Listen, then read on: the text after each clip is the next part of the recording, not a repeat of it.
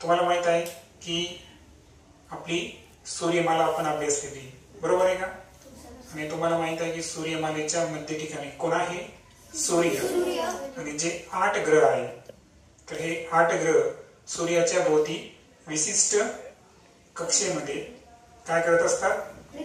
फिरत असतात, परिभ्रमण करत असतात. आणि आपल्याला माहित आहे की यामध्ये जे बुध ग्रह आहे हा पृथ्वीच्या सर्वात जवळचा ग्रह आहे, सर्वात वेगवान ग्रह आहे, बरोबर?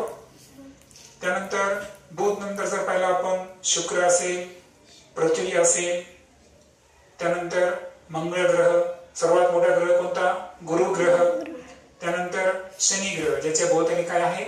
कडा आहे, बरोबर आहे का? आणि त्यानंतर युरेनस आणि नेपच्यून.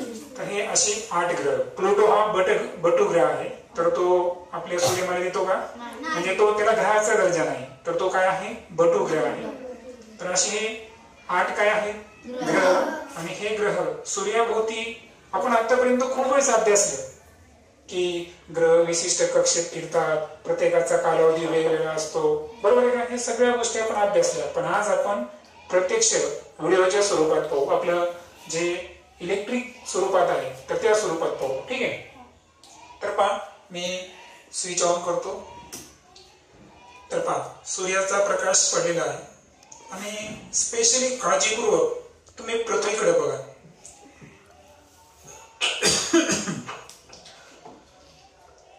तर ही जी पृथ्वी आहे,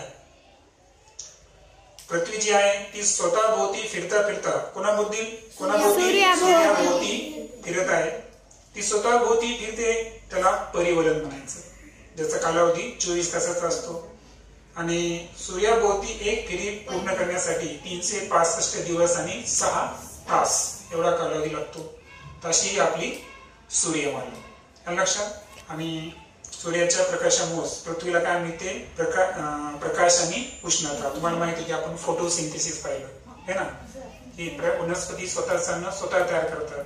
प्रकाश संश्लेषण जी क्रिया आहे पूर्णपणे कशावर अवलंबून आहे? सूर्यप्रकाशावर.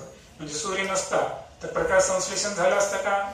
नाही. आणि प्रकाश संश्लेषण मध्ये वनस्पती स्वतःचं अन्न स्वतः तयार करतात आणि आपल्याला जगण्यासाठी आवश्यक काय मिळतो? ऑक्सिजन. म्हणून आपण म्हणतो की झाडं आपण जास्तीत जास्त लावले पाहिजे, बरोबर आहे का? जास्त झाडे लावले म्हणजे भविष्यात आपल्याला ऑक्सिजनची कमतरता येईल का? नाही.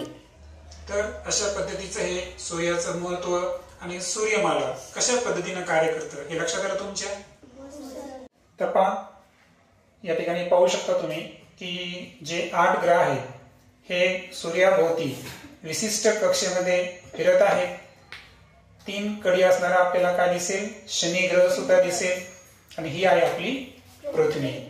पृथ्वीचं वैशिष्ट्य काय? स्वतः भोवती फिरता फिरता सूर्याभोवती सुद्धा फिरत आहे.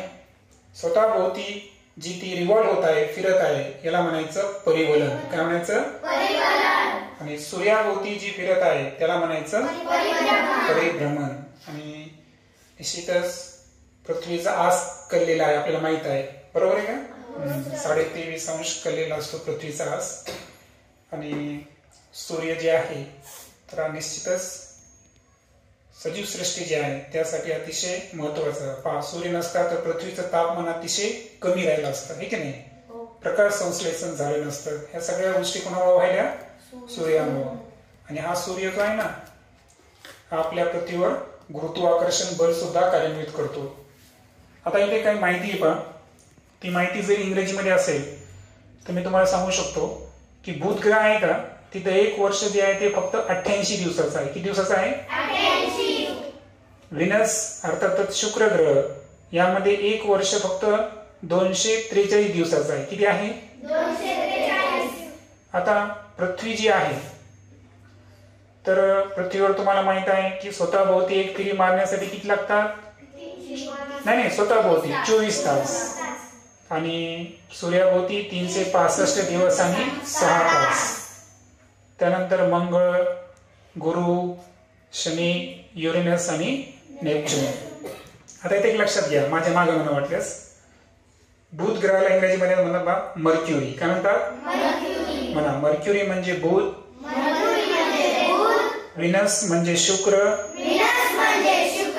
अर्थ म्हणजे पृथ्वी, मार्स म्हणजे मंगळ, ज्युपिटर म्हणजे गुरु, सॅच्युर्न म्हणजे शनी,